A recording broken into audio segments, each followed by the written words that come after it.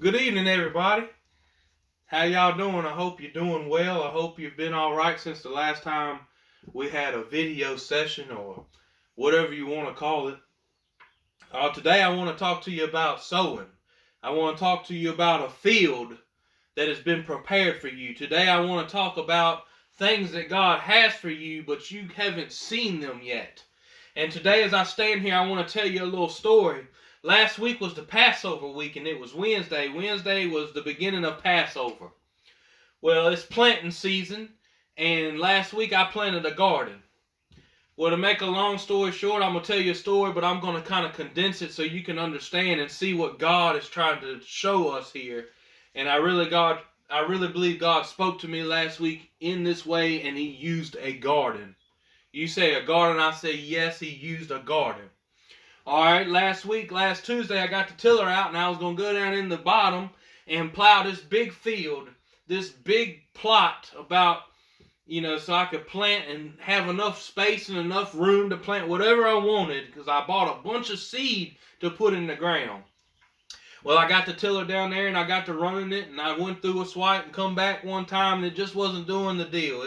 I wasn't going to be able to plant down there, which I had my heart set on planting in that field. I had my heart set in planting down there on that ground.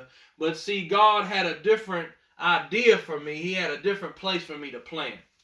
So I brought the tiller back and I sat down and I took a little break, and my heart was kind of hurt because I had a plan. I had that big plan on how I was going to do it and exactly what I was going to do. Well, I went out here into the place up here in Nanny's yard. And yes, Nanny, she's Nanny. I don't call her Granny, I call her Nanny. Well, I was here in Nanny's yard, and I tilled a spot there.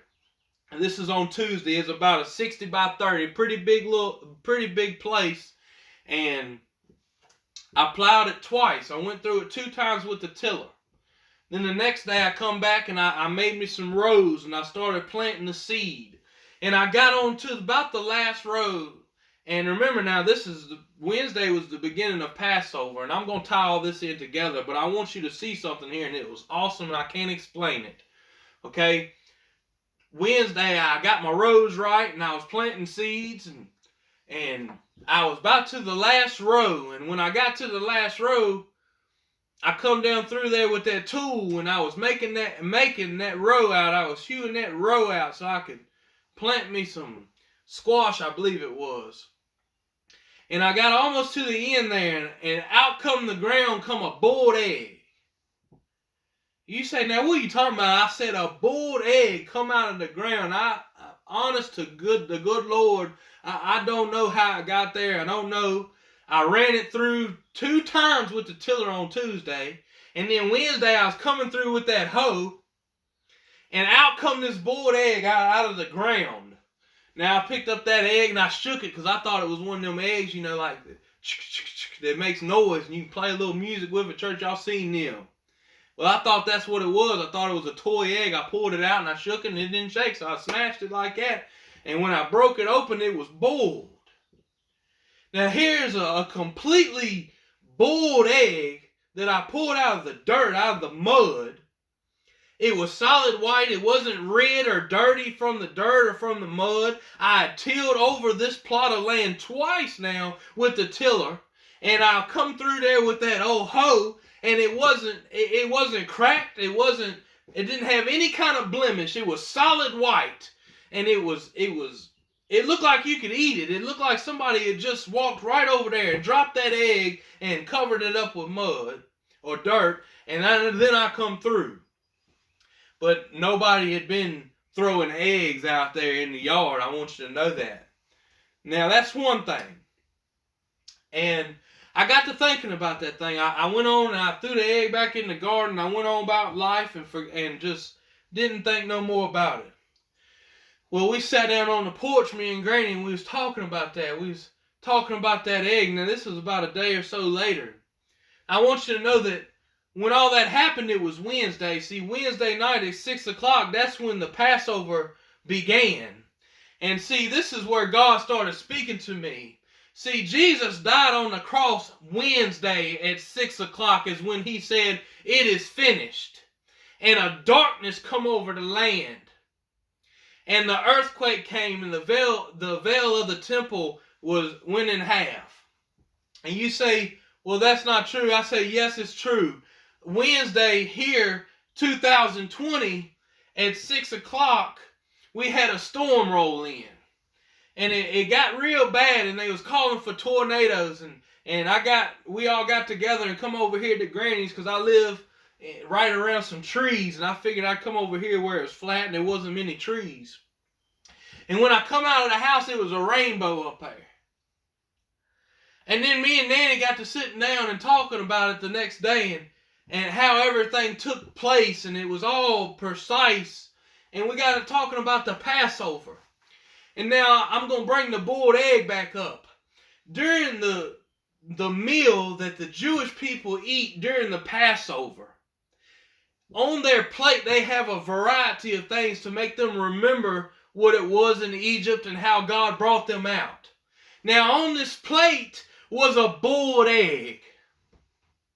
You say, ain't no way. I said, yes, oh, it's a way. Where there's a will is a way. On their plate was a boiled egg. And you say, well, what did that mean? Why do they got an egg? And why did you dig one up out the ground? And this is what we come to a conclusion. You know, I asked Nanny, I said, I want you to pray about that egg. I want you to pray about these things that's going on. And I want you to tell me what you believe happened and how and what all about this is. Well, we got to sitting down and talking. And that egg on the Jewish plate represented the hardness of slavery and bondage in Egypt. All right, come on now. We done played this thing up. Let's talk about it. Let's preach a little bit. See, I had a field that I had planned in my heart to go down there and till up and sow seed. See, I had a place in my mind where I was going to go, and I knew exactly what I was going to do, and I knew exactly how it was going to be, and I had a picture of the harvest in that field. But see, what I wanted didn't matter. What I wanted to do, that ain't what God is about. It's all about Him and His glory. And because that's what I had on my heart, and I thought I was going to do this, and I was going to do that, and I had a plan, God come in and changed the plan. See, I wanted to go into this field and be the sower in this field, a big garden and a big beautiful place and some nice thing, and to have a great harvest and be comfortable in this field. But see, God had another place for me.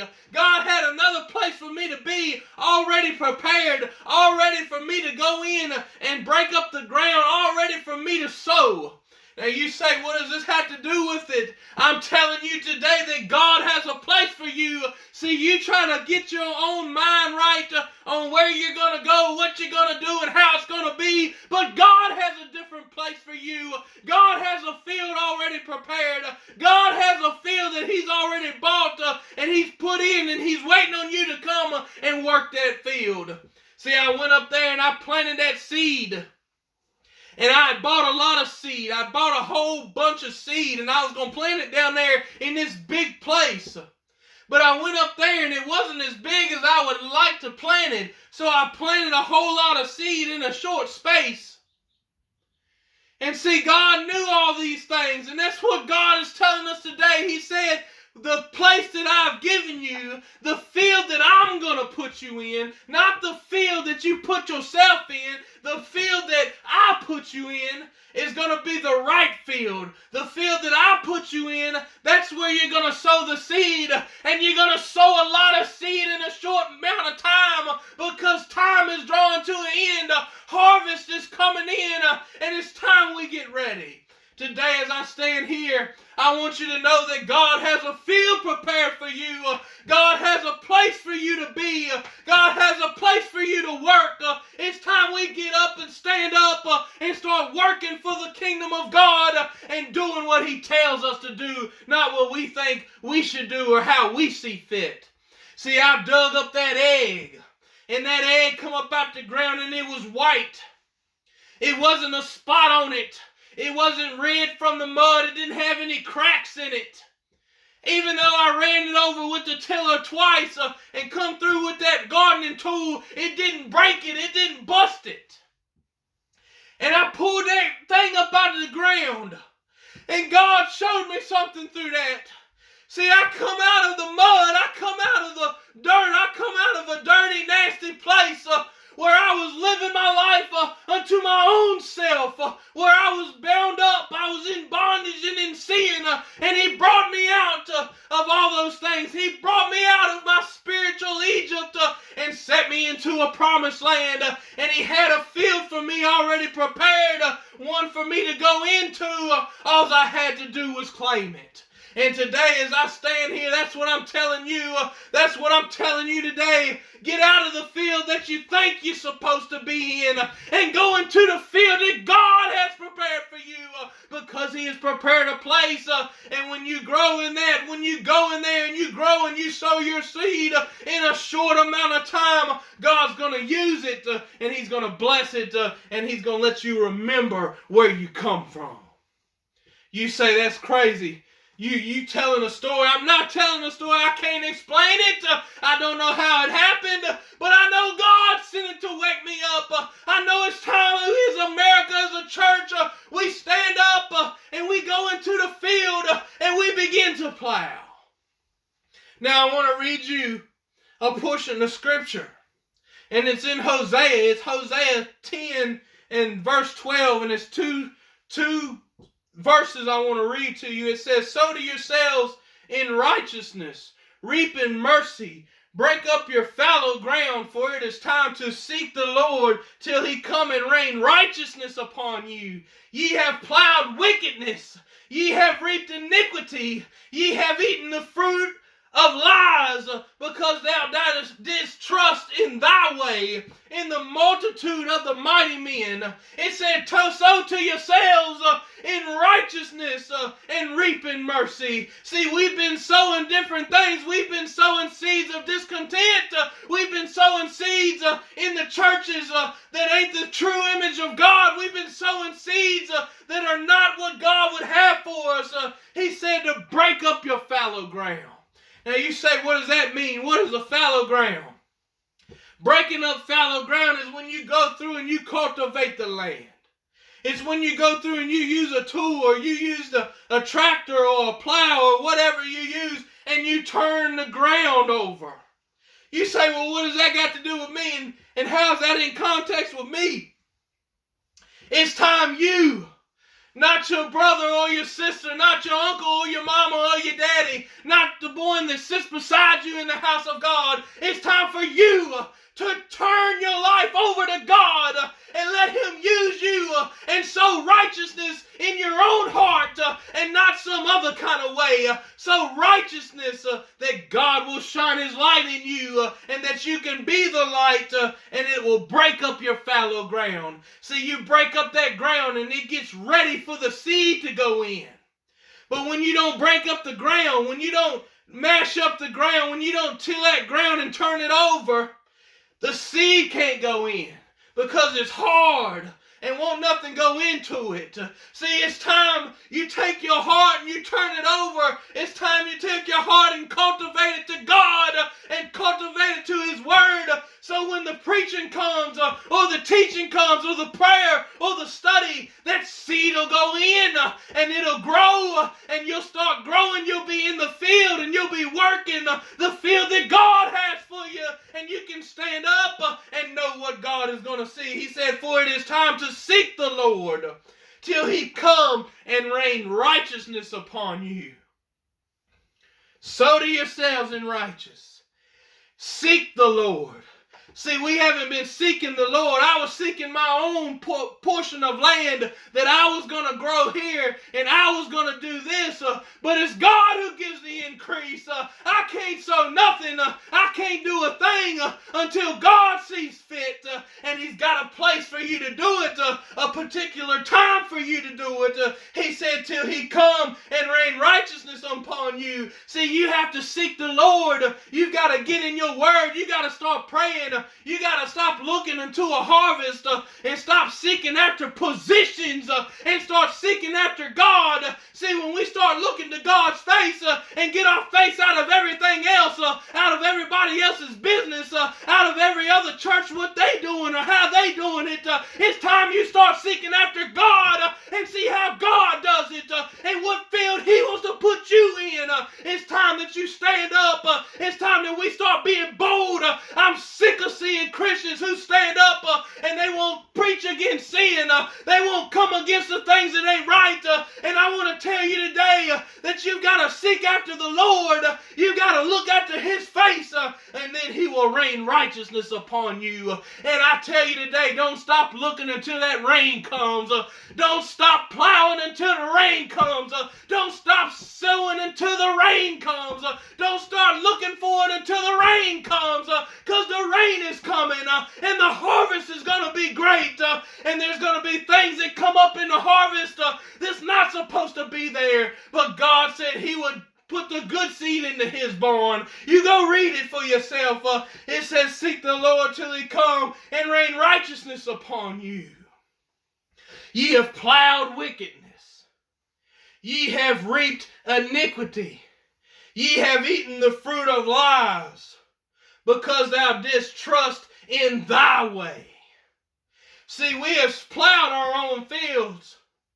So long we have plowed our own fields, and they've been fields of wickedness. See, we thought we was doing a good thing, but really we was doing it for a wrong intent of the heart.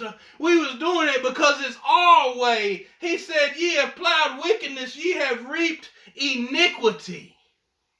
See, you plow it your own way, and you reap it your own way. You do sin, you plow sin seeds, you're going to get sin fruit that comes up. He said, ye have eaten the fruit of lies. See, not only have we plowed iniquity, not only have we plowed wickedness and reaped in iniquity, we've ate of it. And we liked it. See, we eating these things. We're letting all this stuff go in us. We're listening to all these different doctrines, and we're listening to what everybody has to say. When it's time you stop listening to that, it's time you stop listening to all them people. It's time you get into the Word. It's time you seek after the Lord. It's time you look unto Him. And He said He would rain upon us. He said, thou didst trust in thy way, and the multitude of thy mighty men.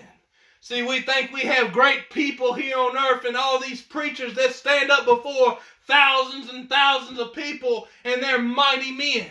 Well, a lot of them, they're just as sick and dirty and nasty as anybody else. And it's time that we stand up. It's time that you be the minister. It's time that you be the one that's throwing out the seed. It's time for you to turn your heart over to God and seek Him with nothing else but true and faithful servants. It's time that we look after Him and seek Him in a righteousness, in a holy. He said we worship Him in spirit and in truth.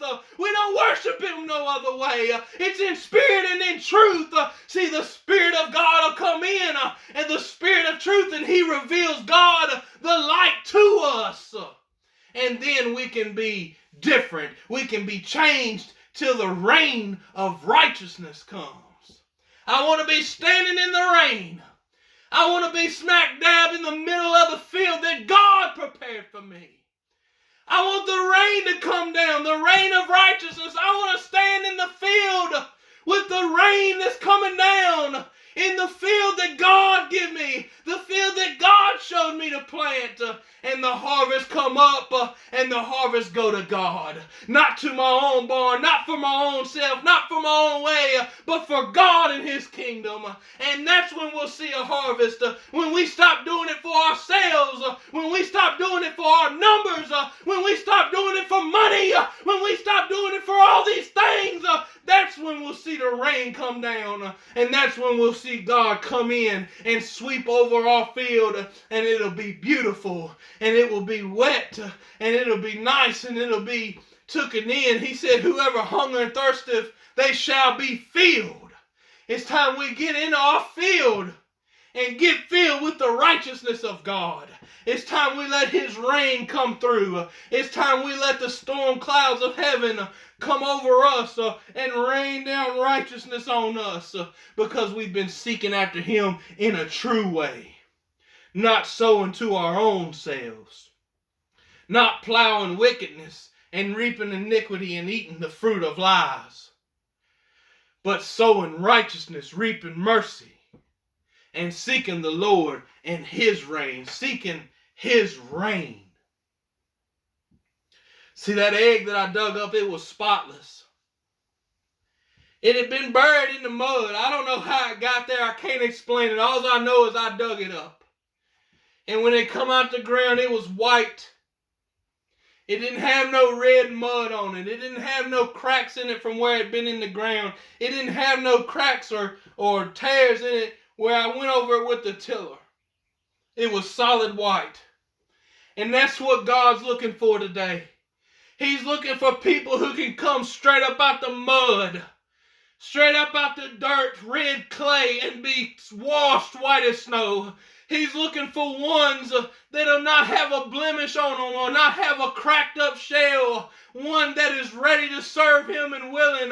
One without spot or blemish. That's who He's coming back for. That's who He's looking for today. And that's what it's going to take to see the things happen that we need to. It's time for revival at your house. I say turn over your heart to God. Get in the field that God prepared for you, not the field that you think will be the best. Seek the Lord, and He'll find you, and He'll reign upon you. I love you today. God bless you.